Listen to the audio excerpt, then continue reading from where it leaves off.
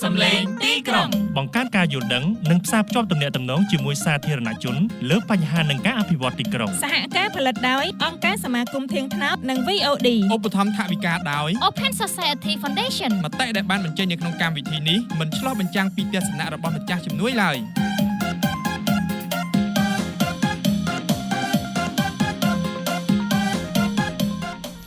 ខ្ញុំបាទ Randy សូមអនុញ្ញាតគោរពនឹងជំរាបសួរទៅកាន់លោកអ្នកនាងដែលកំពុងតែបើកស្ដាប់ពីស្ថានីយ៍វិទ្យុសារិកា FM 106.5 MHz រាជធានីភ្នំពេញទាំងអស់ជាទីគោរពរាប់អានបាទសូមស្វាគមន៍លោកអ្នកសាជាថ្មីមកកាន់កម្មវិធីសំឡេងទីក្រុងដែលតែងតែផ្សាយជូនលោកអ្នករៀងរាល់បាទចុងខែនៃថ្ងៃបាទថ្ងៃពុធបាទយើងតែងតែជួបគ្នានៅក្នុងកម្មវិធីបាទសំឡេងទីក្រុងក្នុងគោលបំណងនៃកម្មវិធីរបស់យើងគឺការ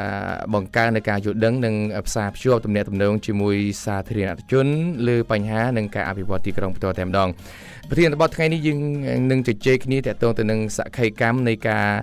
នៃអ្នកដែលបាទត្រូវបានបណ្ដេញចេញពីលំនៅឋានតែម្ដងបាទយើងពិភាក្សានៅលើផលប៉ះពាល់បាទនៃការបណ្ដេញចេញនិងធ្វើការប្រៀបធៀបពីជីវភាពរស់នៅបាទមុននឹងក្រោយពេលបណ្ដេញចេញតែម្ដងបាទនៅក្នុងបន្ទប់ផ្សាយខ្ញុំបាទ Randy ជាអ្នកសម្របសម្រួលនៅក្នុងកម្មវិធីព្រមទាំងមានវិលខមិនបាទជាភ្ញៀវកិត្តិយសបាទគឺអ្នកស្រីបាទឆៃគឹមហ៊ុនបាទជាអ្នកតំណាងសហគមន៍បរិយាកាសផ្ទាល់តែម្ដងដែលជាភ្ញៀវកិត្តិយសនៅក្នុងកម្មវិធីរបស់យើងបាទអញ្ចឹងកុំឲ្យខាតពេលវេលាយូរបាទដោយសារតែអ្នកស្រីបានចូលរួមក្នុងបន្ទប់ផ្សាយទៅហើយខ្ញុំក៏សូមអនុញ្ញាតជំរាបសួរសិនជំរាបសួរអ្នកស្រីបាទចាសូមជម្រាបសួរបាទសុខសប្បាយជាទេអ្នកស្រីបាទចាអត់សូវសុខសប្បាយប្រហែលទេអត់សូវសុខសប្បាយប្រហែលទេអរគុណច្រើនខ្ញុំសំណួរដំបូងចង់សួរទៅកាន់បាទលោកស្រីឆៃគឹមហ៊ុនបាទតាក់ទងទៅនឹងបូរីកីឡាគឺជាគម្រោងអភិវឌ្ឍអ្វីទៅបាទអ្នកស្រីបាទចារឿងបូរីកីឡាតាមខ្ញុំដឹងនៅក្នុងឆ្នាំ2003នោះការអភិវឌ្ឍគម្រោងរបស់សហគមន៍បូរីកីឡាដើម្បីកាត់បន្ថយភាពក្រីក្រចាជាមួយដៃគូក្រុមហ៊ុនផានីមិចបាទចាបាទអរគុណច្រើនហើយហេតុផលអីបានជាគេបណ្ដេញចេញឲ្យជាគម្រោងដើម្បីអភិវឌ្ឍអ្វីទៅបាទចាតាមខ្ញុំដឹងគម្រោងការបណ្ដេញចេញនេះវាមានផលប៉ះពាល់ច្រើនសម្រាប់ពួកយើងដែលជាប្រជាពលរដ្ឋរងគ្រោះនៅតំបន់បូរីកីឡាហើយអ្វីដែលសំខាន់ការអភិវឌ្ឍនៅនឹងកន្លែងវាសម្រាប់សហគមន៍ខ្ញុំវាមាន10អគារបាទចាក៏ប៉ុន្តែសម្រាប់ក្រុមហ៊ុនអ្នកស្រីសុយសុផានគឺជាក្រុមហ៊ុនផានីមិចនោះគាត់ធ្វើបានតែ8អគារគាត់បែរជាដេញប្រជាពលរដ្ឋចេញដោយគ្មានសម្រងសមរម្យសម្រាប់ពួកយើងជាប្រជាពលរដ្ឋដែលរងគ្រោះនៅក្នុងតំបន់បូរីកីឡាជាពិសេសអ្នកក្រសម្រាប់ពួកយើងគឺពិបាកនឹងមានការឆ្លើយតបទៅជាមួយនឹងម្ចាស់ក្រុមហ៊ុនក៏ដូចជារដ្ឋាភិបាលដែរចា៎បាទអ្នកស្រីបានដឹងទេថាហេតុអ្វីបានជាគេបានអភិវឌ្ឍឬក៏អាចថាបណ្ដេញចេញពីតំបន់បូរីកីឡានឹងជាគម្រោងនៃអភិវឌ្ឍអ្វីទៅសួរថាហេតុអ្វីបានជាមិនគេអភិវឌ្ឍនៅកន្លែងផ្សេងក៏ជ្រើសរើសយកតំបន់បូរីកីឡានេះក្នុងការអភិវឌ្ឍបានចានៅក្នុងការអភិវឌ្ឍនេះដោយសារតែរដ្ឋាភិបាលគាត់មើលឃើញថា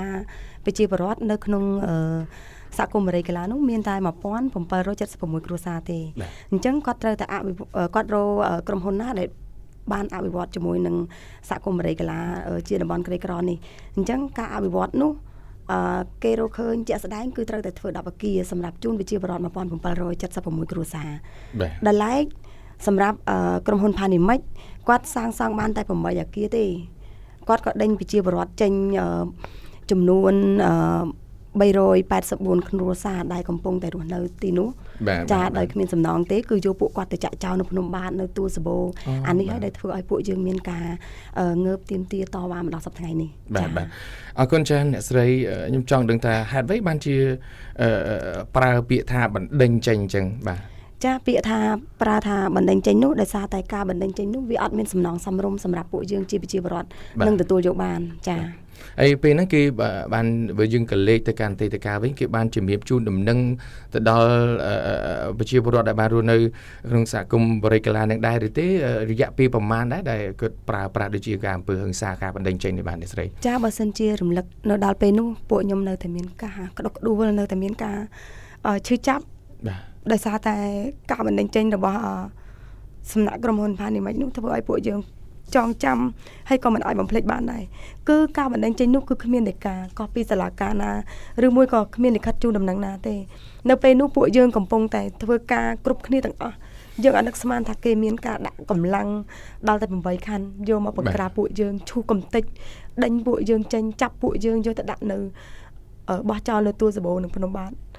ពេលនៅក្នុងឆ្នាំនោះពួកយើងមានការឈឺចាប់ខ្លាំងណាស់សម្រាប់រដ្ឋាភិបាលក៏ដូចជាក្រុមហ៊ុនការអភិវឌ្ឍគឺអភិវឌ្ឍនៅនឹងកន្លែងចុះហេតុអីបានជំលះប្រជាពលរដ្ឋចេញដោយបង្ខំដោយគ្មានសំណងសមរម្យឲ្យពួកយើងទាំងអស់គ្នាអានេះហើយដែលធ្វើឲ្យពួកយើងមានការឈឺចាប់នៅតែមានការនឹករលឹកពីបញ្ហានោះអត់ឈប់ទេរយៈពេល3ឆ្នាំជាងនេះគឺនៅតែមិនភ្លេចការបណ្ដឹងចេញរបស់សំណាក់របស់អ្នកស្រីសុយសុផាន់ដែលធ្វើមកលើពួកយើងជាប្រជាពលរដ្ឋដែលរស់នៅក្នុងតំបន់បុរីកឡាចា៎បាទសូមអរគុណអ្នកស្រីបាទសម្លេងទីក្រុងផ្ដល់ការយល់ដឹងអំពីបញ្ហានានាក្នុងទីក្រុងក៏ដូចជាការអភិវឌ្ឍផ្សេងៗទៅកាន់ប្រជាពលរដ្ឋក្នុងរាជធានីនិងដៃគូពាក់ព័ន្ធចាប់អារម្មណ៍មែនទេចូលរួមមតិរបស់អ្នកនៅពេលនេះតាមទូរស័ព្ទលេខ092 99 6000 និង 081 88 1065បាទលោកនាងកំពុងតែស្ដាប់កម្មវិធីសំឡេងទីក្រុងដែលថ្ងៃនេះយើងជជែកគ្នាប្រធានបទសក្ខីកម្មនៃអ្នកដែលត្រូវបានគេបណ្ដេញចេញពីលំនៅឋានវាគ្មិននៅក្នុងកម្មវិធីរបស់យើងថ្ងៃនេះគឺអ្នកស្រីឆាយគឹមហូនដែលជាអ្នកតំណាងសហគមន៍បុរីកឡាផ្ទាល់បើសិនជាលោកនាងមានជាសំណួរឬក៏មតិយោបល់អាចអញ្ជើញចូលរួមបាននៅក្នុងកម្មវិធីនេះផ្ទាល់តែម្ដងបាទប្រព័ន្ធទូរស័ព្ទយើងមានចំនួន2ខ្សែបាទគឺ092 99 6000និង081 88 1065បាទខ្ញុំបាទនឹងរងចាំស្វាគមន៍លោកអ្នកបើសិនជាមានសំណួរឲ្យក្រុមការងារនឹងទទួលដោយគ្រាន់តែលោកអ្នកបាទចំណាយ1នាទីប្រាប់ពីគោលបំណងក្នុងការចូលរួមក្រុមការងារទូរស័ព្ទទៅលោកអ្នកវិញបាទអរគុណខ្ញុំមានសំណួរបន្តបាទអធិស្ឋានសួរទៅកាន់លោកស្រីតាក់ទងទៅនឹងការបណ្ដេញចេញនេះថាតើអ្នកបុរីកឡាប្រមាណអ្នកដែរប្រហែលជាប្រមាណអ្នកដែរត្រូវបានបណ្ដេញចេញពីបុរីកឡាកាលពីនឹងអ្នកស្រីបាទចានៅក្នុងឆ្នាំ2012នោះដែលត្រូវបណ្ដេញចេញទាំងបង្ខំនោះគឺមានចំនួន384គ្រួសារចាមួយចំនួនទៀតគឺយកពួកគាត់ទៅចាក់ចោលនៅទួលសបូរមួយចំនួនទៀតគឺយកគាត់ទៅចាក់ចោលនៅភ្នំបាទហើយមួយចំនួនទៀតក្រែងញញៀលនៅទីនេះទៀមទាដើម្បីឲ្យសាងសង់អគារបន្ថែមទៀតចាគឺអគារទី9និងទី10បាទចាបាទអរគុណលោកស្រីអាចជំរាបបានដែរទេថាព្រឹត្តិការណ៍នៃភាពជូរចត់ទាំងឡាយដែលកើតមានឡើងពីមុននឹងថាតើយ៉ាងណាទៅអ្នកស្រីអាចរៀបរាប់បានទេសម្រាប់ព្រឹត្តិការណ៍ដែលជូរចត់ធ្វើឲ្យមានការយំស្រែកបើតាមដឹងអញ្ចឹងទៅបាទចានៅពេលក្នុងឆ្នាំនោះខ្ញុំនៅចាំអត់ភ្លេចទេពេលដែលមានការឈូសបំពេញលើក្នុងសហគមន៍បុរីកឡាដំបងឡើយពួកយើងទាំងអស់គ្នាមានបុរសចំនួន8រូបដែលបានជាប់ពន្ធនាគារនៅពេលដែលគេឈូសកំទេចដែលគេបានប្រើកងកម្លាំងមកវាយដំហើយបែរជាចាប់ពួកយើងទៅដាក់នៅពន្ធនាគារព្រៃសររយៈពេល1ខែជាងទៀតបន្តមកទៀតយើងជាស្ត្រីដែលជាអ្នកនៅរើបំរាស់នៅក្នុងតំបន់សហគមន៍បុរីកឡាពួកយើងមានការតវ៉ាទាមទារនៅមុខសាលារាជធានីភ្នំពេញមានការដោះអាវស្រាតខោ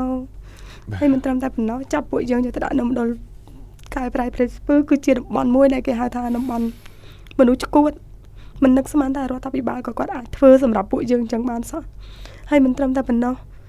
ចាប់ពួកយើងទៅដាក់នៅស្នងការនិយាយទៅលវិញជូរចត់ខ្លាំងណាស់សម្រាប់ការបណ្ដេញចេញរបស់សហគមន៍បុរីកឡាហើយពួកយើងរស់នៅដោយវេទនាបំផុតដោយភាពភ័យខ្លាចបំផុតពេលនោះយើងអត់ដឹងថាយើងទៅរំពឹងអ្នកណាយើងមានតែដើរស្រែកទាមទារដាក់ញត្តិតាមស្ថាប័នតាមស្ថានទូតគ្រប់កន្លែងទាំងអស់នៅតែអត់មានដំណោះស្រាយណាមួយសម្រាប់ពួកយើងអានេះហើយដែលធ្វើឲ្យពួកយើងមានការឈឺចាប់ចាំមិនភ្លេចនៅអ្វីដែលសម្រាប់រដ្ឋាភិបាលជាមួយនឹងក្រុមហ៊ុនផានីមិចធ្វើមកលើយើងជាប្រជាពលរដ្ឋដែលកំពុងតែរស់នៅលើដីខ្លួនឯងរស់នៅក្នុងផ្ទះខ្លួនឯងបែរជាគេមកឈូសកំទេចដោយមិនឲ្យពួកយើងបានដឹងចា៎បាទអរគុណដំណោះស្រាយតកតងទៅនឹងបរិសុទ្ធទាំង8អ្នកដែលបានចាប់បាទឥឡូវស្ថានភាពយ៉ាងណាហើយឬក៏ត្រូវបានដោះលែងយ៉ាងណាហើយបាទស្រីពួកគាត់នៅពេលនោះពួកយើងមានការទាមទារឲ្យមានការដោះលែងពួកគាត់អញ្ចឹងពួកគាត់ជាប់នៅពន្ធនាគារនោះគឺមានតែ1ខែ13ថ្ងៃទេចាក៏ប៉ុន្តែនៅក្នុងនោះគឺមានការវាយដំធ្វើបាបពួកគាត់ខ្លាំងណាស់រហូតដល់គាត់លែងហ៊ានចេញទាមទារតស៊ូមតិចាបាទសូមអរគុណលោកស្រីបានរាយរាប់តាក់ទងទៅនឹងភាពជូរចត់បាទនៅការពេលដែលថ្ងៃកន្លងទៅអ្នកបុរីកីឡាដែលបានត្រូវបានបណ្ដេញចេញបាទ សំឡេងទីក្រុងផ្ដល់ឱកាសដល់សាធារណជនដើម្បីចែករំលែកទស្សនៈឬគំនិតអំពីការអភិវឌ្ឍទីក្រុងនិងបញ្ហាដែលប៉ះពាល់ដល់សហគមន៍ បាទលោកនាងជាទីមេត្រីនេះជាកម្មវិធីសំឡេងទីក្រុងយើងកំពុងតែជជែកគ្នាប្រធានបទសក្ខីកម្មនៃអ្នកដែលត្រូវបានគេបណ្ដេញចេញពីលំនៅឋានបាទខ្ញុំបាទ Randy ជាអ្នកសម្របសម្រួលនៅក្នុងកម្មវិធីព្រមទាំងវត្តមានរបស់អ្នកស្រី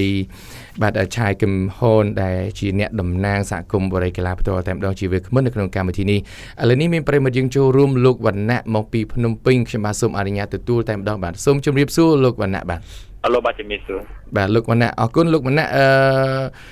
ដឹងទេបាទកាលនៅពេលដែលគេបណ្ដេញបាទប្រជាពលរដ្ឋចេញពីសហគមន៍បរិយាកាសបាទ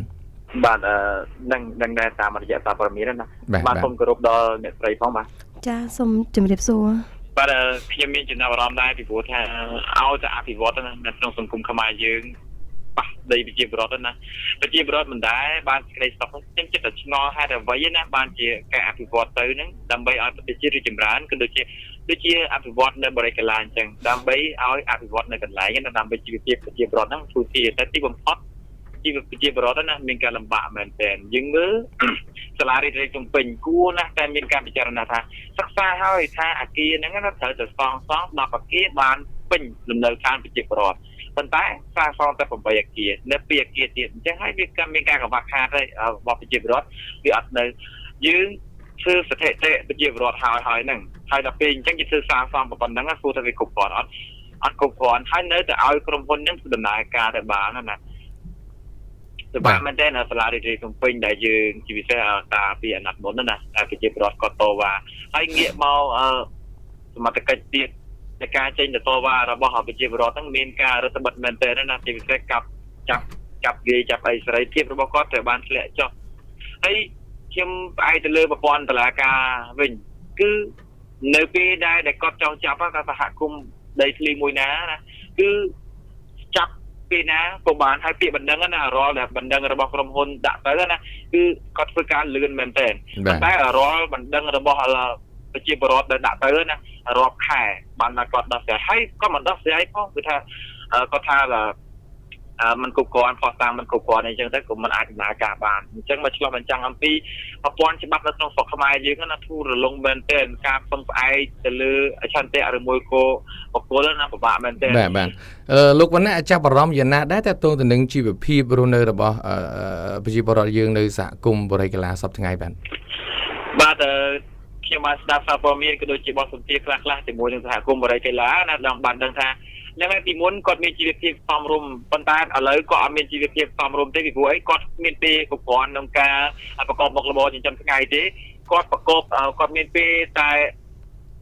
ធ្វើការតវ៉ាដើម្បីសិទ្ធិសេរីភាពដើម្បីផ្ទះសម័យរបស់គាត់ហើយខ្ញុំងាកមកបន្តិចវិញគឺប្រជាពលរដ្ឋនៅទីក្រុងភ្នំពេញផ្ទាល់តែហ្មងណាជាពិសេសគឺអ្នកប្រជាពលរដ្ឋដែលគាត់មិនជឿឆ្លើយរឿងរបស់សហគមន៍បរិយាកាសនៅបឹងកក់ណាគឺគាត់មិនខ្វល់ទេពីព្រោះរឿងហ្នឹងវាអត់ប៉ះពាល់ដល់គាត់ណាអញ្ចឹងការធ្វើអញ្ចឹងណាគាត់អាចបានជួយចូលរួមជួយទេក្នុងនាមកាតព្វកិច្ចជាប្រជាពលរដ្ឋនេះគ្នាណាតែជួយឃើញភាពអយុត្តិធម៌ក្នុងសង្គមណានឹងវិជាការលើកឡើងរបស់ខ្ញុំអរគុណសម្រាប់លោកវណ្ណៈផ្ទាល់បើសិនជាលោកជួយនេះជួយតាមវិធីអ្វីដែរឬក៏មធ្យោបាយអ្វីដែរសម្រាប់លោកផ្ទាល់បាទយើងត្រូវតែដឹងសិទ្ធិភាពជាក់ស្ដែងនៅក្នុងសង្គមណាក្នុងសង្គមការតវ៉ាចេញមកណាពិបាកមែនទែនគឺមានការរារាំងពីអាជ្ញាធរហើយប្រព័ន្ធតុលាការហ្នឹងវាចង្អៀតបើគេចង់ចាប់ស្មានណាក៏បានដែរប្រជាពលរដ្ឋអញ្ចឹងពិបាកមែនទេជួយជាគំនិតជាប្រជាពលរដ្ឋណាគាត់ត្រូវតែជ្រើសរើសមេដឹកនាំមួយដែល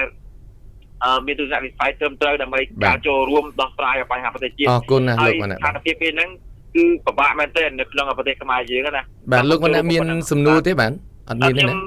សុំសួរសំណួរអ្នកស្រីថាតើស្ថានភាពមកដល់ពេលហ្នឹងណាអ្នកស្រីមានស្ថានភាពបែបណាហើយតើដំណោះស្រាយរបស់អាជ្ញាធរដល់កម្រិតណាហើយពីព្រោះថាដោះស្រាយជាចិត្តសន្យាឲ្យប្រជាពលរដ្ឋណាបាទសូមចូលរួមប៉ុណ្ណឹងអរគុណជំរាបលាបងបាទអរគុណច្រើនលោកវណ្ណៈបានចូលរួមក្នុងកម្មវិធីយើងឥឡូវសូមផ្ដល់សំណួរនេះសួរទៅកាន់អ្នកស្រីតែម្ដងហើយភ្ជាប់ជាមួយនឹងគ្នានេះដែរខ្ញុំចង់សួរអ្នកស្រីតាក់ទងទៅនឹងអ្នកដែលបរិយាកាសសពថ្ងៃរស់យ៉ាងណាទៅបាទហើយក៏ដូចជាអ្នកស្រីផ្ទាល់ចាបើគិតមកដល់សប្តាហ៍ថ្ងៃនេះអ្នកបរិយាកាសរស់នៅពិបាកខ្លាំងណាស់ ជាពិសេសវាដល់រដូវភ្លៀងទៀតហើយ បាទ ចាបើនិយាយពីបញ្ហាពួកខ្ញុំរស់នៅគឺរស់នៅធាតុពិតជាក់ស្ដែងនោះបើអ្នកមើលពីក្រៅមកគេថាពួកខ្ញុំប្រហែលជារស់នៅលើអាគារហើយ បាទ តែតាមពិតគឺនៅខាងក្រៅអាគារហ្នឹងគឺនៅលើគំនូរសំរាមសុទ្ធសាធនៅក្រោមសញ្ញាចដាលគេក៏ដូចជារស់នៅលើគំនូរសំរាមហើយអ្វីដែលសំខាន់មានការប៉ះពាល់ខ្លាំងសម្រាប់ពួកខ្ញុំជាស្ត្រីនិងកុមារ បាទ ចាទីមួយពួកយើងដូចគាត់និយាយចឹងពួកយើងបាត់បង់មុខរបរអត់មានពេលវេលាគ្រប់គ្រាន់សម្រាប់រកស៊ីចិញ្ចឹមកូនទេដោយសារតែអីដោយសារតែយើងទាមទារនៅសិទ្ធិនឹងផ្ទះនឹងដីសម្រាប់ពួកយើងមកវិញដើម្បីឲ្យមានកូនយើងបានរស់នៅត្រឹមត្រូវហើយអ្វីដែលសំខាន់ពួកយើងបញ្ចូលមុខច្រើនគ្រប់សពបែបយ៉ាងក្មេងៗពេញវ័យអាយុ14ឆ្នាំ15ឆ្នាំគឺគាត់ចេញធ្វើការការ៉ាអូខេចាជរាភាច្រើនគឺចេញឬអេតចាយយកប្រឡប់ហើយអ្វីដែលសំខាន់ក្មេងៗនៅទីនោះបើសិនជាឪពុកម្ដាយនឹងមានលទ្ធភាពអាចឲ្យកូនទៅរៀនបានគ្រប់គ្រាន់បើឪពុកម្ដាយនឹងអត់មានលទ្ធភាពទេអញ្ចឹងកូនត្រូវមានការទៅសុំទានគេសម្រាប់យកមកចិញ្ចឹមជីវភាពក្នុងគ្រួសារអានេះហើយគឺជាការបណ្ដេញចេញមួយដែលធ្វើឲ្យពួកយើងមានការឈឺចាប់ក៏ឲ្យមានពួកយើងបាត់បង់ការងារបាត់បង់សិទ្ធិសេរីភាពបាត់បង់គ្រប់សពបែបយ៉ាងទាំងអស់ហើយមិនត្រឹមតែប៉ុណ្ណោះបើកន្លែងនាងខ្ញុំរស់នៅវិញពេលណាដែលយើងមានដូចជាចោរកម្មអីដែលគាត់លួចអីយកមកដាក់ផ្អែកនៅទៀនតង់របស់ពួកយើងដែលកំពុងតែរស់នៅហ្នឹងយើងប្តឹងទៅលើអាជ្ញាធរមូលដ្ឋានគឺគេអាចយកចិត្តឬមួយយកចិត្តទុកដាក់ឬមួយក៏អើពើមើលសម្រាប់ចាពួកយើងទេអានេះហើយដែលធ្វើឲ្យពួកយើងមានការពិបាកខ្លាំងមែនទែនពេលដែលមកដល់សប្តាហ៍ថ្ងៃនេះចា បាទតើតងទៅនឹងអ្នកស្រីផ្ទាល់តែម្ដង ពីមុនអ្នកស្រីប្រកបមុខរបរអីដែរបាទ ចាសម្រាប់នាងខ្ញុំផ្ទាល់ពីមុនមកពេលដែលនាងខ្ញុំមានផ្ទះជីវភាពរបស់នាងខ្ញុំល្អណាស់នាងខ្ញុំដេកកៅរយក្នុងមួយថ្ងៃក៏ខ្ញុំរកចំណូលបាន 50000 ទៅ 40000 ដែរលុយខ្មែរតែមកដល់ពេលនេះខ្ញុំរំពឹងលើតែគ្រួសារខ្ញុំមួយគត់គាត់រត់ម៉ូតូពេលខ្លះរត់បានពេលខ្លះរត់អត់បានហើយខ្ញុំមានសម្ពាធមិនថាតែរូបខ្ញុំទេសូម្បីតែនៅក្នុងសហគមន៍ខ្ញុំក៏ដូចគ្នាយើងមានសម្ពាធពីក្រុមគ្រួសារផងយើងមានសម្ពាធពីរដ្ឋាភិបាលដែលមើលងាយយើងផងពីកងកម្លាំងសមត្ថកិច្ចដែលមើលងាយមកយើងជាស្ត្រីនឹងផង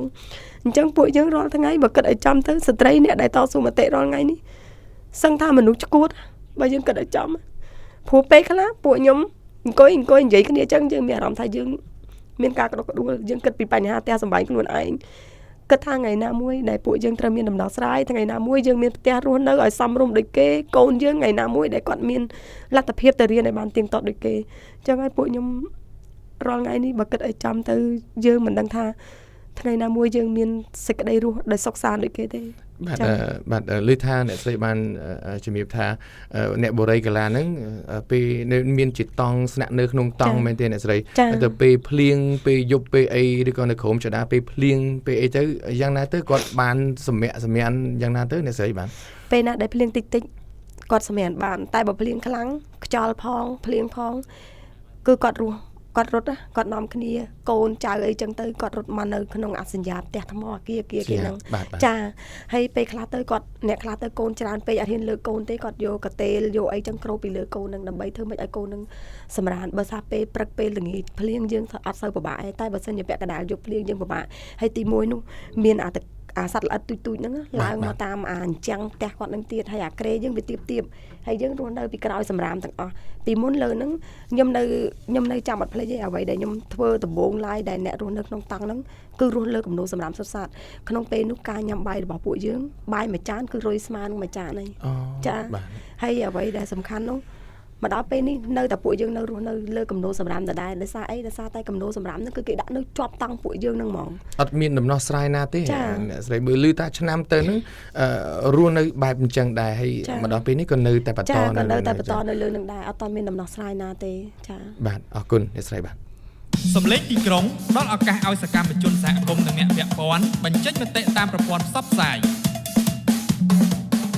អ្នកអាចចូលរួមជជែកបាននៅពេលនេះទូរស័ព្ទមកតាមលេខ092 99 6000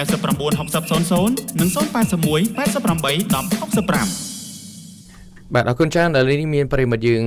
មួយរូបចូលរួមគឺលោកបូរ៉េតបាទមកពីភ្នំពេញអញ្ចឹងខ្ញុំបាទសូមទទួលបាទជំរាបសួរលោកបូរ៉េតបាទបាទអរគុណលោកបូរ៉េតសុខសប្បាយទេលោកបាទបាទទៅខ្លះទៅបាទលោកបូរ៉េតដែរទៅលេងអ្នកបរិយាកាឡាទេបាទ ខ្ញុំអត់បានទេបងប៉ុន្តែគាត់ថាខ្ញុំតាមបានព័ត៌មានអ្នកបរិយាកាសរួមទាំងអ្នកបងគាត់បានអ្នកងាប់បានបង បាទហើយលោកដឹងទេថាមានទុកលំបាកយ៉ាងណាសម្រាប់ប្រជាពលរដ្ឋនៅបរិយាកាសបាទទុកលំបាករបស់គាត់នឹងវាចង់ថាវាគ្មានពាក្យអីនឹងនិយាយណាពីព្រោះបើសិនជាយើងប្រៀបធៀបអំពីរបបលើពិភពជាមួយនឹងឥឡូវគឺវាមិនស៊ីគ្នាប្រហែលទេដោយសារតែយើងកន្លែងមើលទៅដូចថាមានរួមទាំងមានទាំងអង្គការពិភពលោករបស់សហរដ្ឋអាមេរិកណាដែលជាស្ទង់ទូរទស្សន៍ដែលផ្សាយទូទៅពិភពលោកប្រទេសបានទៅថតដល់បរិយាកាសឡើងដែរគឺថាវាពិបាកដែលថាពួកគាត់រស់នៅក្នុងសំណួររបស់វិទ្យាសាស្ត្រគឺវាថារបស់យើងស្គាល់ថាមិនអត់តម្លៃណាគឺในការរបស់គាត់វាហាក់ដូចជាស្ដាប់ទេថាវាសមត្ថភាពទៅមកប៉ុន្តែគឺការឃើញគឺវាអញ្ចឹងដែរថាអត់មានការយកចិត្តទុកដាក់អំពីរដ្ឋាភិបាលដែលជាអ្នកគ្រប់គ្រងប្រទេសអីចឹងទៅគឺវាអាស្រ័យលើនឹងដែរតែទៅមកខ្ញុំចង់បញ្ចេញអារម្មណ៍តិចអំពីការចាក់តងរស់នៅគឺថាគឺការបណ្ដឹងចេញរបស់អ្នកបរិយាកាសរបស់អ្នកបងប្អូនអញ្ចឹងទៅតាត់ដូចភាពដល់ហើយការបណ្ដឹងចេញនេះណាឧទាហរណ៍ថាយើងធ្លាប់នៅកន្លែងមួយមានទីក្រុងមានទឹកនៅលើតែទៅប៉ុន្តែជាអភិភាពរបស់រដ្ឋាភិបាលនឹងបណ្ដឹងប្រជាពលរដ្ឋចឹងឲ្យទៅនៅកន្លែងមួយថាវាពូនឹងហាត់ទេរឆានទៀតណាខ្ញុំលើកឧទាហរណ៍មួយដូចជានៅក្នុងប្រទេសគេអញ្ចឹងកន្លែងណាដែលមានពាក្យអភិវឌ្ឍគឺប្រជាពលរដ្ឋរបស់គេគឺសម្បូរសប្បាយអញ្ចឹងទៅគឺអនណាឲ្យតែរដ្ឋាភិបាលនៅប្រទេសហ្នឹងគឺគេមកអភិវឌ្ឍអីចឹងទៅពីព្រោះគេគិតតម្លៃតាមទីផ្សារចាក់ដាច់គឺមកប្រទេសអាចគិតអំពីតម្លៃលើទីផ្សារវិញប៉ុន្តែសម្រាប់រដ្ឋាភិបាលស្រុកខ្មែររបស់យើងវិញគឺឲ្យតែកន្លែងណាដែលអភិវឌ្ឍកន្លែងនោះគឺមានវាថាទឹកផ្លែទៅពីរបស់អង្គការអនាម័យនៅឆ្នាំ1975ណាពាក្យថាស្នាគឺពាក្យខ្វាន់ហ្នឹងហើយពាក្យថាកសាងគឺទៅសម្លាប់ចោលហ្នឹងហើយពាក្យថាអប់រំយកទៅលុបបំធ្វើទរណកម្មអីចឹងទៅប៉ុន្តែសម្រាប់រដ្ឋាភិបាលនៅឆ្នាំនេះវិញគឺពាក្យថាអភិវឌ្ឍទីស្មើនឹងពាក្យខុសដែរនិយាយអញ្ចឹងបងប្អូនគឺវាគ្រោះថ្នាក់ប៉ុន្តែយើងកន្លែងមកពិចារណានៅពេលរបស់យើងទីណាដែលមានការអភិវឌ្ឍទីនោះតែមានទឹកផ្លែប្រជាពលរដ្ឋទីណាដែលមានការអភិវឌ្ឍទីនោះគឺតែមានការបណ្ដឹងចេញជំនាញចិនឈូសសាច់វាហាក់បីដូចជាមិនឲ្យតម្លៃខ្លួនឯងជាពលរដ្ឋមួយណាឥឡូវឧទាហរណ៍ថាឧទាហរណ៍ណាថាឧទាហរណ៍ថាបើសិនជាគាត់រស់នៅលើដីដែលរដ្ឋាភិបាលថាទៅចុះថារស់នៅរបបកបាយអញ្ចឹងហើយរស់នៅលើដីទៀតចុះក្នុងនាមយើងដែលជារដ្ឋាភិបាលមួយមានការទទួលខុសត្រូវក្នុងនាមឯងជាក្នុងនាមយើងជារដ្ឋាភិបាលណាអត់រកដីធ្លីឲ្យគាត់ទេឬមួយទៅមិនអត់រកដីធ្លីសំរុំឲ្យគាត់ទេឬមួយទៅមិនពីព្រោះក្នុងរដ្ឋធម្មនុញ្ញគេមិនបាទលោកណាដែលប្រជាពលរដ្ឋរស់នៅចាប់ពី5ឆ្នាំឡើងហើយគ្មានចំនួនគ្នាទាំងនោះណាវាគឺអាចធ្វើជាកម្មសិទ្ធិបានតែចុះបើសិនជាពួកគាត់រស់នៅតាំងពីឆ្នាំណាឆ្នាំណាជិតដល់ឥឡូវដល់ចូល10 20ឆ្នាំហើយហ្នឹងហើយនៅតែមិនដឹងចេញអីគាត់ទៀតទេថាវាអត់មានភាពយុត្តិធម៌សម្រាប់ប្រជាជនណាហើយមិនធម្មតាដល់ទៅទទួលយកជឿភាពខ្លួននៅឯពោះកលីណាមកទៀតចឹងថារដ្ឋាភិបាលនេះមិនមែនជារដ្ឋាភិបាលរបស់យើងទេដែលគួរតែយកចិត្តទុកដាក់ទៅអរគុណលោកបរិយាបាទគួរទៅដល់បងស្រីដែលគាត់ជាអ្នកបរិយាកាសណាគឺថារឿងហ្នឹងវាអាចមានអ្នកនៅពីក្រោយមាននៅពីក្រោយណាហើយវាគឺជាអំពើពលរដ្ឋមួយដ៏ធ្ងន់ធ្ងរណាស់អញ្ចឹងសម្រាប់បងវិញខ្ញុំចង់ដឹងច្បាស់ថាតើមានបុគ្គលណាម្នាក់ច្បាស់តាមទៅដល់នៅក្នុងទីក្រោយរឿងហ្នឹងណាអរគុណខ្ញុំសូមជម្រាបតែប៉ុណ្្នឹងបាទជំរាបលាអរគុណច្រើនលោកបរិយាបានចូលរួមឥឡូវនេះមានប្រិយមិត្តយើងមួយរូបទៀតហើយបាទដែលចង់ចូលរួមមកពីភ្នំពេញលោកសារ៉នបាទឥឡូវខ្ញុំសូមទទួលបាទជំរាបសួរលោកសារ៉ងបាទបាទជំរាបលឹកបាទបាទលោកសារ៉ងបើសិនជាអាចជួយបានលោកជួយបែបណាទៅបាទបានខ្ញុំគាត់ចង់ចូលរួមចំណែកមកចំណែកអញ្ចឹងណាបាទសូមជួយបាទរឿងបញ្ហាដីធ្លីវាលឺសូនវាច្រើនឆ្នាំច្រើនខែហើយវាមើលទៅដូចទុកសោកកាន់តែខ្លាំងទៅលោកម្ចាស់ណាដែលគាត់យកដីប្រជាពលរដ្ឋហ្នឹងបាទគួរតែគាត់អាណិតកូនខ្មែរឃើញលឺសូនខ្ញុំនិយាយអត់ចង់ចេញនិយាយទៅចេះតែយប់ល្មមនឹងមិនលោកសារ៉ងមាននៅពេលដែលមានការបណ្ដឹងចេញប៉ុន្តែឥឡូវយើងដូចជាឮថាមានការដោះស្រាយអីដែរមានផ្សាយតាមរយៈប្រព័ន្ធផ្សព្វផ្សាយទូរទស្សន៍អីចឹងទៅមានការដោះស្រាយចឹងដែរបាទលោកយល់យ៉ាងណាដែរបាទដោះស្រាយក៏ដោះស្រាយអាដែរក្នុងផ្លូវដូចវាមិនសមរម្យនឹងអានេះប្រជាពលរដ្ឋគាត់យកទទួលយកបានបាទអ្វីដែលជាសំណួររបស់លោកបាទសូមអញ្ជើញបាទខ្ញុំចង់ឲ្យមានយោបល់ដល់មួយស្រីធ្វើយ៉ាងណាយើងសុំឲ្យសមស្របមកឲ្យធ្វើផ្ទះធ្វើសម្បែងបាន សំរុំទៅដល់លឺសូឃើញទៅនៅក្នុងបំណុលសំណាមខ្ញុំអសោយអាសាណាកូនខ្មែរអាណិតមែនតើអាណិតនឹងរកអីគេថាទូលក្រដែរជួបដូចនៅតាមផ្លូវអញ្ចឹងជួនណាបើកឡានឈប់ឲ្យទៅអ្នកសុំទៀនអីឃើញចាស់ជរាអញ្ចឹងបាទលោកសារ៉ងនៅម្ដុំណាវិញនៅភ្នំពេញនៅម្ដុំណាវិញលោកបាទអូខ្ញុំបើនិយាយពីស្រុកកំណើតនៅស្វាយរៀងនេះបាទឥឡូវនេះនៅភ្នំពេញនៅម្ដុំណាវិញលោកបាទអូភ្នំពេញនៅនេះដើរមកដាក់អីវ៉ាន់គេនៅឃ្លាំងនេះអាឃ្លាំងណាលងកងានខ្ញុំចង់សួរថាផ្ទះលោកបច្ចុប្បន្ននៅម្ដុំណាវិញបាទបច្ចុប្បន្ននៅព្រៃវែងនៅព្រៃវែងទេលោកមកធ្វើការនៅភ្នំពេញណាលោកបាទបាទនៅធ្វើការភ្នំពេញឃើញវាអត់ឲ្យសាបទេលឺបើស្ដាប់បពូស្ដាប់វត្ថុរាល់ថ្ងៃហ្នឹងមិនដែលខានទេវត្ថុឲ្យតែអាឡែងសំឡេងដែលប៉ះពាល់ដល់ប្រជាពលរដ្ឋណាខ្ញុំអសោកអាសាណាបាទអាការដោះស្រាយនោះយូរណាស់ហើយជាអូសឡាយទៅអរគុណលោកបាទសូមជម្រាបលាលោកបាទសម្លេងទីក្រុងមានគេហទំព័រឲ្យប្រជាពលរដ្ឋអាចតាមដានព័ត៌មានដែលកំពុងកើតមានក្នុងទីក្រុងភ្នំពេញបាទនេះជាកម្មវិធីសម្លេងទីក្រុងដែលយើងកំពុងតែជជែកគ្នាប្រធានបទសក្ខីកម្មនៃអ្នកដែលត្រូវបានគេបណ្ដេញចេញពីលំនៅឋានខ្ញុំចង់សួរអ្នកស្រីបន្តតាក់ទងទៅនឹងបាទដំណោះស្រាយយ៉ាងណាទៅបាទរវាងរដ្ឋាភិបាលហើយជាមួយនឹងបាទប្រជាពលរដ្ឋដែលរស់នៅសហគមន៍បូរីកាឡាបាទមកដល់ពេលនេះដំណោះស្រាយយ៉ាងណាទៅអ្នកស្រីបាទចាមកដល់ពេលនេះដំណោះស្រាយអត់ទាន់មានអីចេញឲ្យពួកយើងមានទំនុកនឹងជឿជាក់ទេព្រោះដោយសារតែនៅក្នុងខែនេះផ្ទាល់សាលារាជធានីភ្នំពេញគាត់បានរៀបចំវេទិកាសាធារណៈមួយហើយក៏គាត់បានរៀបចំជាគណៈកម្មការមួយសម្រាប់វិតម្លៃទៅលើឯកសាររបស់ប្រជាពលរដ្ឋណាចាតែដូចខ្ញុំធ្លាប់លើកយោបល់តាំងពីដើមមកអញ្ចឹងបើសិនជាខាងសាលារាជធានីភ្នំពេញគាត់ចង់ឲ្យមានការបញ្ចប់រឿងនៅក្នុងសហគមន៍បរិយាកាឡាគាត់គួរតែទទួលយកការសំណូមពររបស់សហគមន៍ឲ្យបានច្បាស់កុំឲ្យគាត់យកការសំណូមពរឬមួយក៏យកការពិភាក្សារបស់ក្រុមហ៊ុនផានីមិចយកមកធ្វើទៀតបើសិនជាគាត់នៅតែបន្តមានការពិភាក្សាជាមួយនឹងក្រុមហ៊ុនផានីមិចទេខ្ញុំជឿថារឿងនៅក្នុងសហគមន៍បរិយាកាឡាមិនអាចចប់ទេចាអញ្ចឹងព័ត៌មានមកដល់សប្តាហ៍ថ្ងៃនេះខ្ញុំអត់ទាន់សន្និដ្ឋានថាសហគមន៍បរិយាកាឡានោះត្រូវមានការបញ្ចប់យ៉ាងណានោះអត់ទាន់ដឹងទេដោយសារតែវាអត់ទាន់មានការបិទឈ្មោះលទ្ធផលបឋមនោះជាលើកទី2ទៀតដោយសារតែយើងធ្វើលទ្ធផលជាលើកទី1នោះយើងរកឃើញថាប្រជាពលរដ្ឋដែលត្រូវទទួលផ្ទះក្នុងចំណោម154គ្រួសារនោះគឺបានតែ25គ្រួសារទេចាសម្រាប់គ្រួសារផ្សេងទៀតចាសម្រាប់គ្រួសារផ្សេងទៀតនៅក្នុងចំណោម89គ្រួសារនោះគឺត្រូវទទួលគោលនយោបាយទៅភូមិម្ដងចាហើយ38គ្រួសារនោះគឺគោលនយោបាយហើយយើងអត់ដឹងថាគោលនយោបាយសម្រាប់សាលារាជធានីភ្នំពេញដាក់ទៅឲ្យប្រជាពលរដ្ឋហ្នឹងតើអ្វីទេនៅភូមិម្ដងនៅខាងណាវិញដែរអ្នកស្រីបាទចាគឺនៅសង្កាត់ក្រាំងក្នុងបាទក្រាំងក្នុងណាចានៅខណ្ឌ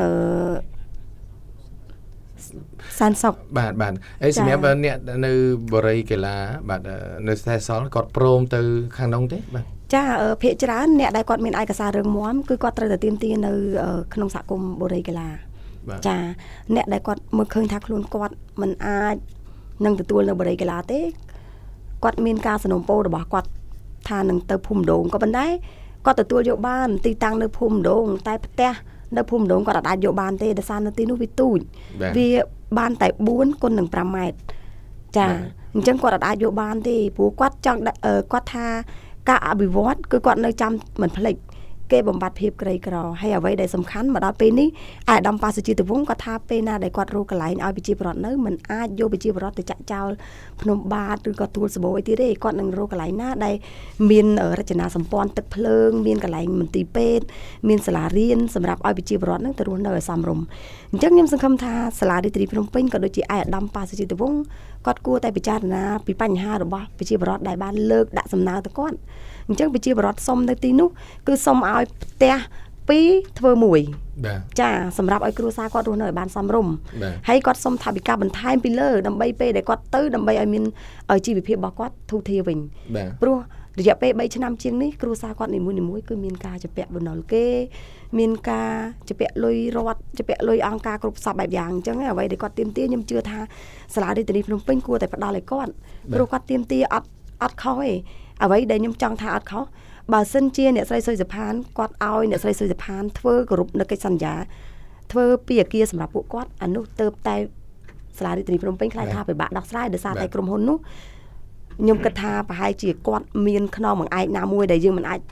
ស្មានបានគាត់មកដល់ពេលនេះនៅតែគាត់រួចខ្លួនរហូតអញ្ចឹងណាចាអញ្ចឹងខ្ញុំសង្ឃឹមថាសាលារាជធានីភ្នំពេញគួរតែពិចារណាពីបញ្ហារឿងបូរីកីឡាឲ្យបានច្បាស់បើសិនជាលោកមានឆន្ទៈនឹងដោះស្រាយពិតប្រាកដមែនបាទសម្រាប់សាលារាជធានីភ្នំពេញមានបានសន្យាអីច្បាស់លាស់ទេបាទទៅកាន់សហគមន៍បូរីកីឡាផ្ទាល់សម្រាប់ជីវរដ្ឋបាទចាពេលហ្នឹងខ្ញុំជឿថាសាលារាជធានីភ្នំពេញប្រហែលជាមានឆន្ទៈច្បាស់លាស់ដោយសារតែនៅក្នុងគណៈកម្មការនោះក៏ដូចជាមានពួកខ្ញុំជាតំណាងសហគមន៍បរិយាកាសក៏ដូចជាមានខាង NGO ចាដែលគាត់ចូលរួមអង្គការសង្គមស៊ីវិលហើយក៏មានខាងសហគមន៍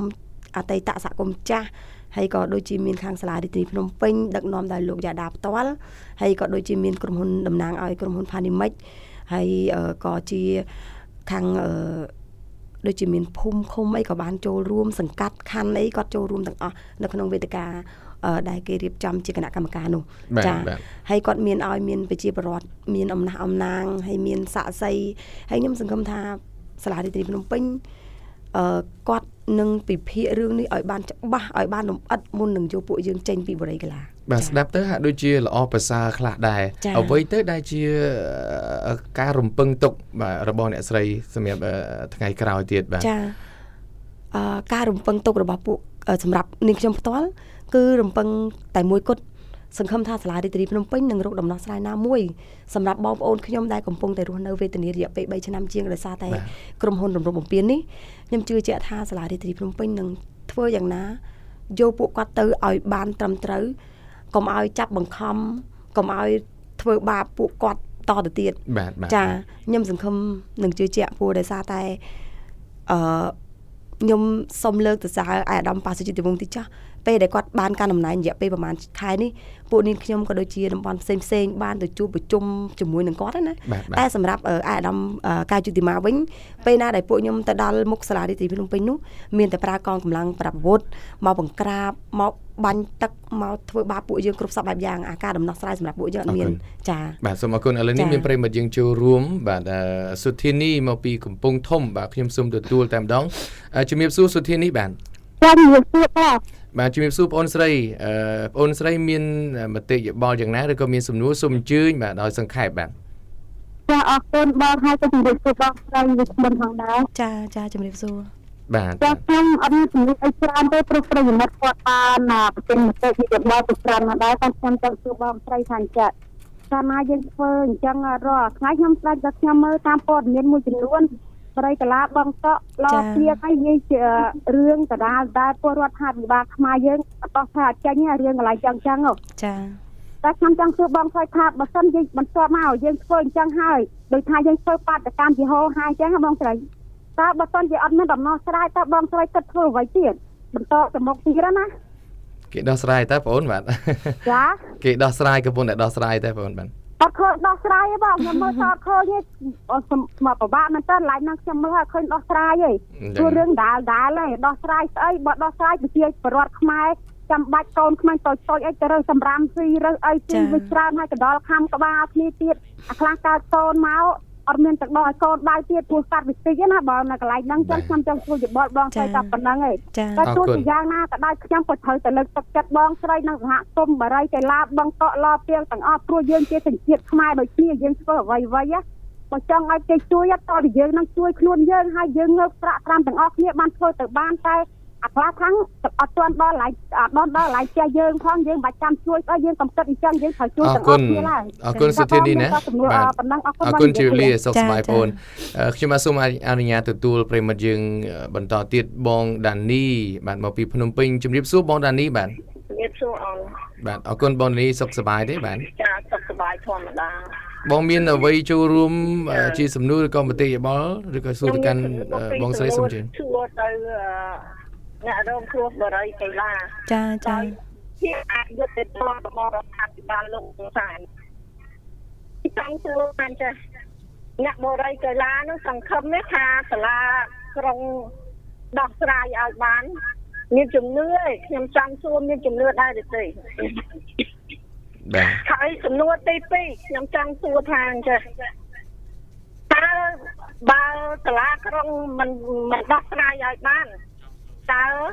អ្នកបរិយាកីឡាហ្នឹងមានការតបឲ្យតបាយដៃតទៅទៀតដើម្បីឲ្យក្រុមហ៊ុនខានមិន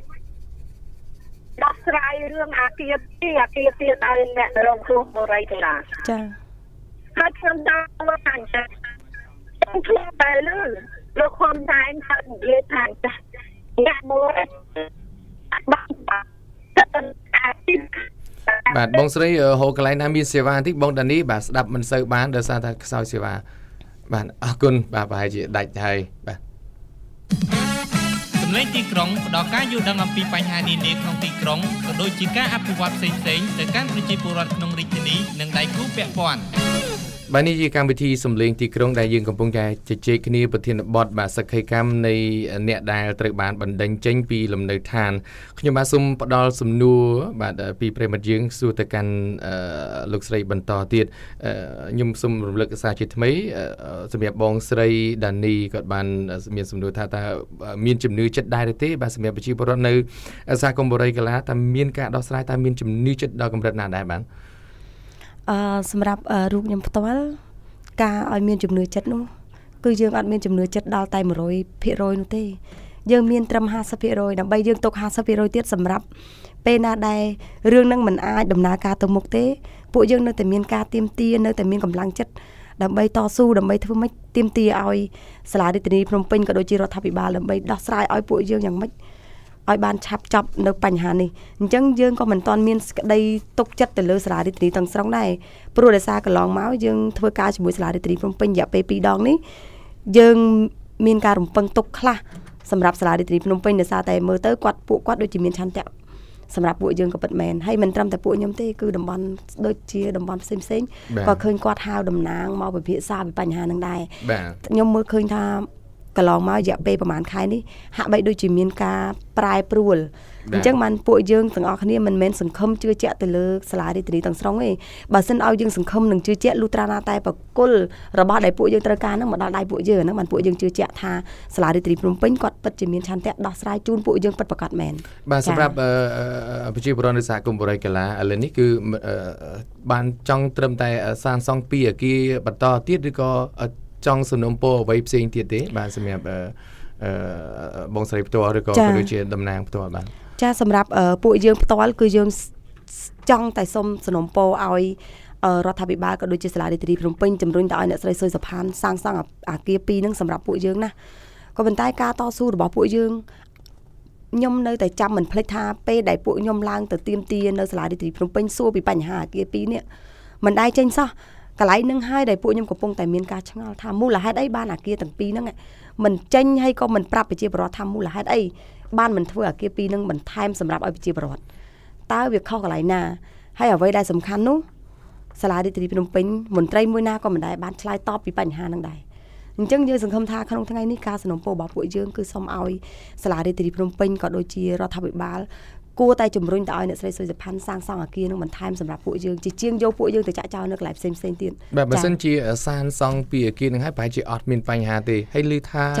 ក្រុមហ៊ុនដូចជាខ្សែធនយ៉ាងណាទេអ្នកស្រី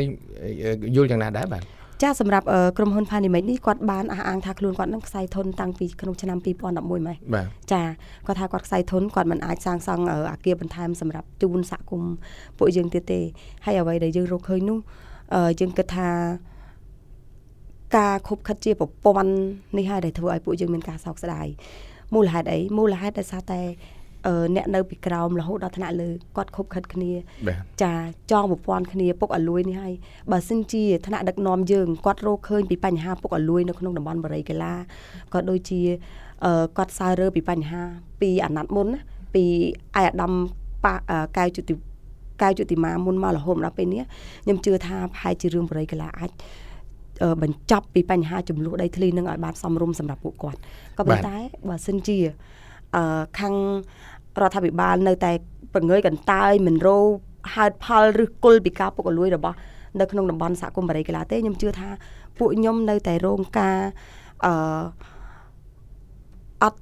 ប៉ះពាល់សិទ្ធិនៅរងការភាពអយុត្តិធម៌សម្រាប់ពួកយើង ដដែលចា៎បាទអរគុណចា៎ឥឡូវនេះមានប្រិមត្តយើងមករូបទៀតប្រហែលជាចុងក្រោយបាទគឺលោកសុងបងពីភ្នំពេញខ្ញុំសូមជម្រាបសួរលោកសុងបាទជំរាបសួរខ្លួននេះបាទជម្រាបសួរលោកពូសុងបាទលោកពូមានសំណួរអីឬក៏មានមតិយោបល់សូមអញ្ជើញដោយសង្ខេបបាទមុនខ្ញុំមានមតិយោបល់ខ្ញុំសូមជំរាបសួរដល់អូនស្រីផងអូនចាជំរាបសួរលោកពូចាខ្ញុំបានឮនឹងដែលថាឮរឿងនឹងវាយូរណាស់ហើយរាប់ឆ្នាំហើយចាប៉ុន្តែខ្ញុំគិតថារដ្ឋាភិបាលនឹងមិនមានការដោះស្រាយអីបានបន្តិចណាសោះធ្វើឲ្យប្រជាពលរដ្ឋនៅសហគមន៍បរិយាកាសនឹងគាត់មានការលំបាកវេទនានឹងជាច្រើនខ្ញុំបានធ្លាប់ជួបទៅផ្ទះដែរកាលមុនខ្ញុំបានទៅកន្លែងនឹងពី3ដងខ្ញុំទៅមើលឃើញថាការលំបាកនឹងវាមហាលំបាកតែហ្មងខ្ញុំមើលទៅឃើញវេទនានឹងខ្ញុំអាណិតឃើញយ៉ាងណាទៅពូសុងបាទឃើញយ៉ាងណាទៅទស្សនវិជ្ជាបាទពីព្រោះខ្ញុំបានយ៉ាងទៅខ្ញុំមិនឃើញគាត់នៅសម្រាននៅក្រោមតង់នៅលើសម្រាមហើយក្មេងទូចនឹងមើលទៅសាច់ឈាមរបស់គាត់នឹងដូចថាវាគ្មានសុខភាពល្អអីទេមើលទៅឃើញថាមានជំងឺសង្កាត់គ្រប់បែបយ៉ាងអញ្ចឹងខ្ញុំចង់និយាយថាក្នុងនាមរដ្ឋាភិបាលអភិវឌ្ឍពាក្យថាអភិវឌ្ឍនេះមិនមែនអភិវឌ្ឍសម្រាប់ឲ្យប្រជាជនលំបាកទេអភិវឌ្ឍសម្រាប់ប្រជាជនមានពាក្យថាអភិវឌ្ឍនេះមិនអភិវឌ្ឍទេណាអភិវឌ្ឍពីក្រទៅមានមិនមែនអភិវឌ្ឍពីមានធ្លាក់មកក្រវិញទេ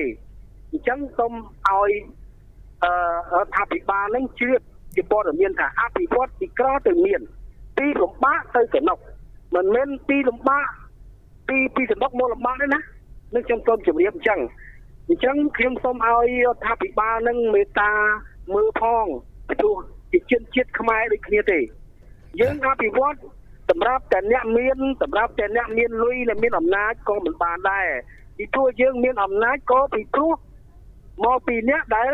ប្រជាពលរដ្ឋទាំងដែរបាទតែអ្នកអត់មានប្រជាពលរដ្ឋក៏អត់មានអំណាចអីដែរអញ្ចឹងខ្ញុំសូមសំណូមពរអានេះជាការសំណូមពររបស់ខ្ញុំទេសូមឲ្យរដ្ឋាភិបាលនឹងមេត្តាជួយណាកុំឲ្យប្រជាពលរដ្ឋយើងលំបាកវេទនាក្រអញ្ចឹងធ្វើបាបប្រជាពលរដ្ឋខ្លួនឯងព្រោះថាយើងអភិវឌ្ឍឲ្យមានចុះបើប្រជាពលរដ្ឋអភិវឌ្ឍផ្ទះល្វែងវិឡាយសពបែបយ៉ាងបើប្រជាពលរដ្ឋក្រលៃឡាមបានលុយទៅតែទិញផ្ទះតែរដ្ឋាភិបាលនឹងធ្វើបានយកមកបើប្រជាពលរដ្ឋទៅបាយហូបមិនបានផងហ្នឹងគាត់ពីលុយទៅទិញផ្ទះទិញអីហ្នឹងបាទអរគុណលោកពូសុងបាទសូមជម្រាបដល់រដ្ឋាភិបាលអញ្ចឹងបាទអញ្ចឹងខ្ញុំសូមមួយឲ្យបងខាងពិធីកខាងវាគ្មិនណាឲ្យក្មួយប្រឹងឲ្យបងប្រឹងប្រែងបន្តិចតទៅមុខទៀតយើងកុំឲ្យអស់សង្ឃឹមយ៉ាងហ្នឹងមានជាពាក្យផ្លាំផ្ញើរបស់ខ្ញុំអញ្ចឹងទេបងណាអរគុណជំរាបលាលោកពូសុងបាទសុខសប្បាយឥឡូវនេះមានប្រិមត្តយើងចូលរួមមួយរូបទៀតបាទដល់ពេលវេលាខ្លីខ្ញុំសូមទទួលខ្លីដែរបាទបងស្រីសាវឿនមកពីព្រៃវែងជំរាបសួរបងសាវឿនបាទសួររ៉េនឌីហើយសូមជម្រាបសួរដល់បងស្រីនៅក្នុងតុបផ្សាយផងចាជម្រាបសួរបងស្រីសាវឿនសូមជាសង្ខេបខ្លីៗបាទចាចំនួនខ្ញុំខ្លីចម្លើយក៏ខ្លីដែរចំនួនបងខ្ញុំចង់សួរដល់បងតែជាអ្នករងគ្រោះនៅបរិយាកាឡាខ្ញុំចង់សួរថាតើរាល់បញ្ហាចំនួនរហូតមកដល់ពេលឥឡូវហ្នឹងខាងគណៈកម្មការអន្តរក្រសួងដែលចូលទៅស៊ើបអង្កេតឬក៏រកដំណោះស្រាយឲ្យបងដែលអត់ក្រៅពីបងធ្វើការយុទ្ធនាការទៀមទាដល់ខ្លួនឯងឬក៏ដាក់លិខិតចូលទៅនឹងសាលាក្រុងរាជធានីឬក៏កន្លែងផ្សេងៗទៀតខ្ញុំមានតែប៉ុណ្្នឹងទេណាអរគុណជំរាបលាបាទជំរាបលាបាទសំណួរខ្លីមែនដោយសារតែពេលវេលាយើងគឺចិត្តដល់ទីបញ្ចប់ទៅហើយបាទយើងផ្ដល់សំណួរនេះសួរទៅកាន់បងស្រីតែម្ដងសូមអញ្ជើញបាទតកតងនឹងសំណួរបងសាវឿនបាទចាមកដល់ពេលនេះអត់ដែលមានអន្តរក្រសួងណាដែលគេចោះទៅទេពួកយើងទៀមទារយៈពេល3ឆ្នាំនេះហើយ3ឆ្នាំជាងហើយតែមិនដែលឃើញសោះអានេះហើយដែលធ្វើឲ្យពួកយើងមានការអត់មានការជឿជាក់ទៅលើស្ថាប័នរដ្ឋដោយសារអីដោយសារតែបញ្ហាហ្នឹងហើយពួកយើងរាល់ថ្ងៃនេះគឺទៀមទាដោយឆន្ទៈចេញពីទឹកចិត្តដោយកម្លាំងខ្លួនឯងផ្ទាល់សម្រាប់ស្ថាប័នរដ្ឋគឺមិនដែលចោះមកសួរពីបញ្ហាពួកយើងដូចជាយើងបានដាក់ទៅខាងប្រឆាំងអំពើពុករលួយចឹងរហូតមកដល់ពេលនេះរយៈពេល3ឆ្នាំជាងហើយក៏មិនដែលមកស្រាវជ្រាវរោគថាអ្នកណាខុសអ្នកណាត្រូវហើយបើថាប្រព័ន្ធតុលាការវិញយើងបានដាក់ពាក្យបណ្ដឹងទៅអ្នកស្រីសុយសុផាន ដល់តែពីច្បាប់មួយខាងព្រំប្រទានមួយទៀតរដ្ឋបវេនីដែលគេថាអីគេ civil គេនោះចាបណ្ដឹង civil ណាចារហូតមកដល់ពេលនេះហើយក៏មិនទាន់មានការចំណាត់ការណាមួយហៅអ្នកស្រីសុយសុផាន់ទៅស្រាយបំភ្លឺដែរអញ្ចឹងហើយអាហ្នឹងហើយដែលខ្ញុំចង់និយាយទៅប្រាប់បងស្រីវិញថាសម្រាប់ពួកយើងជាអ្នករងគ្រោះជាអ្នកក្រីក្រមិនមានអ្នកណាម្នាក់ដែលគេយកចិត្តទុកដាក់ឬមួយក៏អើពើមើលសម្រាប់ពួកយើងទេចាតែសម្រាប់អ្នកស្រីសុយសុផាន់វិញបើសិនជាអ្នកស្រីសុយសុផាន់ដាក់ពាក្យបណ្ដឹងប្តឹងទៅសហគមន៍ពួកយើងរយៈពេលតែ5ថ្ងៃឯងចេញនៃការចាប់ខ្លួនពួកយើងដាក់ទៅពន្ធនាគារព្រៃសរបើសិនជានៅតែមិនមានជាដំណោះស្រាយទៅកាន់ប្រជាពលរដ្ឋសហគមន៍បរិយាកាឡាទេឬក៏អាចថាជាសន្យាខ្យល់ទេតើប្រជាពលរដ្ឋក៏ដូចជាបងស្រីដែលជាអ្នកតំណាងផ្ទាល់តែយើងនឹងបន្តសកម្មភាពអ្វីទៀតហើយទៅថ្ងៃអនាគតបាទបើសិនជាមិនទាន់មានដំណោះស្រាយបើសិនជាបន្ទុកពេលវេលាឲ្យយូរឆ្នាំចឹងទៀតបាទចាបើសិនជានៅតែបញ្ជាពេលមិនមានការដោះស្រាយជូនពួកយើងទេ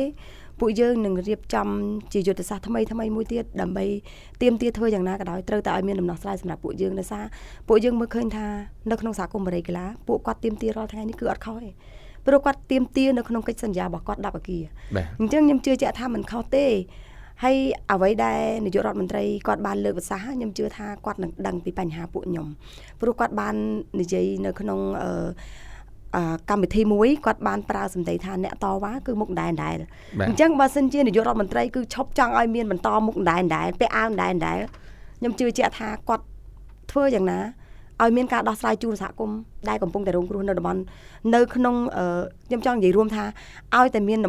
ការអភិវឌ្ឍនៅកន្លែងណាគឺធ្វើឲ្យប្រជាពលរដ្ឋទឹកភ្នែកអញ្ចឹងឲ្យគាត់មានឆន្ទៈយ៉ាងណាគួរតែជំរុញទៅដល់អ្នកក្រោមដូចជាសាលារាជធានីភ្នំពេញអញ្ចឹងត្រូវតែផ្ដល់ការដោះស្រាយឲ្យពួកគាត់ឲ្យបានសមរម្យគ្រប់តំបន់ទាំងអស់ដូចជាតំបន់បរិយាកាឡាតំបន់បឹងកក់តំបន់ថ្មគោលក៏ដូចជាតំបន់ផ្សេងទៀតដែលកំពុងតែរងគ្រោះហើយខ្ញុំជឿជាក់ថានោះនឹងលែងមានការតវ៉ាមុខដែរហើយខ្ញុំជឿជាក់អញ្ចឹងបាទអរគុណច្រើនបាទអ្នកស្រីបាទឆាយគឹមហុនដែលជាអ្នកតំណាងសហគមន៍បរិយាកាឡាចូលរួមជាកិត្តិយសនៅក្នុងកម្មវិធីរបស់យើងលោកស្រីនាងកញ្ញាជាទីមេត្រីដោយសារតែកម្មវិធីរបស់យើងដល់ទីបញ្ចប់ទៅហើយ